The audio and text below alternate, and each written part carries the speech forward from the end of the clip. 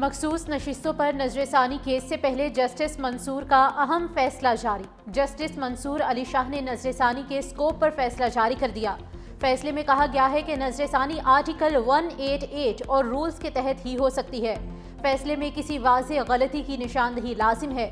محض ایک فریق کا عدم اطمینان نظر ثانی کی بنیاد نہیں ہو سکتا۔ نظر ثانی کیس میں فریق پہلے سے مسترد ہو چکا نقطہ دوبارہ نہیں اٹھایا جا سکتا۔ نظر ثانی کی بنیاد یہ بھی نہیں بن سکتی کہ فیصلے میں دوسرا نقطہ نظر بھی شامل ہو سکتا تھا۔ من گھڑت قسم کی نظر ثانی درخواستوں کی حوصلہ شکنی ہونی چاہیے۔ جسٹس منصور علی شاہ، جسٹس محمد علی مظہر اور جسٹس شاہد بلال حسن پر مشتمل بینچ سے فیصلہ کیا۔ سیکریٹری جنرل اقوام متحدہ کی پاکستان اور بھارت کے درمیان ثالثی کی پیشکش۔ پریس کانفرنس میں انتونیو گوتریس نے کہا پاک بھارت کشیدگی حالیہ برسوں میں اپنی بلند ترین سطح پر ہے۔ اس نازک گھڑی میں فوجی تصادم قابو سے باہر ہو سکتا ہے۔ دونوں ممالک کا ایسی صورتحال سے بچنا بہت ضروری ہے۔ زیادہ سے زیادہ تحمل سے کام لینے اور جنگ کے دہانے سے پیچھے ہٹنے کا وقت ہے۔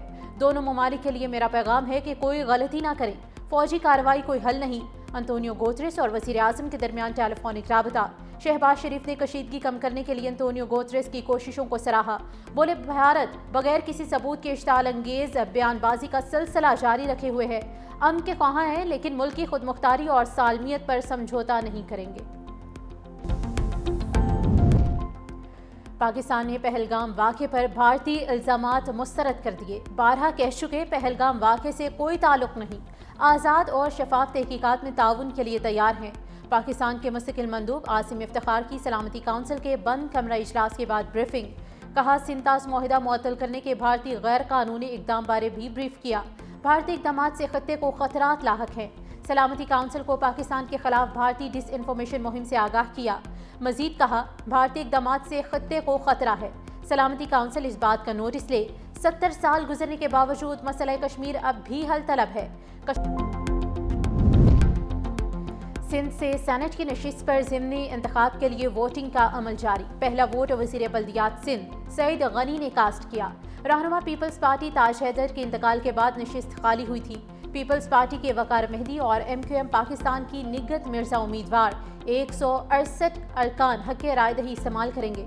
پیپلز پارٹی ارکان کی تعداد 116، MQM کے 36 اور پاکستان تحریک انصاف کے 5 ارکان شامل۔ سینٹ کی نشست پر کامیابی کے لیے 81 ووٹ درکار ہیں۔ سینٹ الیکشن کے لیے پولنگ شام 4 بجے تک ہوگی۔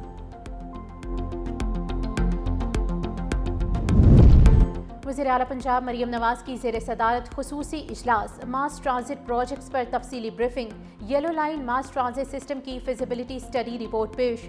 پنجاب میں ایکو فرینڈلی ای ٹیکسی کے فائنینشیل ماڈل کی منظوری۔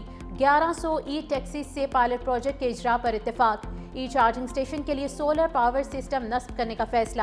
وزیر اعلیٰ پنجاب مریم نواز کا جناح ٹرمینل تا ہربنسپورہ یلو لائن پروجیکٹ پر جلد از جلد کام شروع کرنے کا حکم۔ گوجرانوالہ میں ماس ٹرانزٹ سسٹم کے لیے مزید روٹس پر رپورٹ طلب۔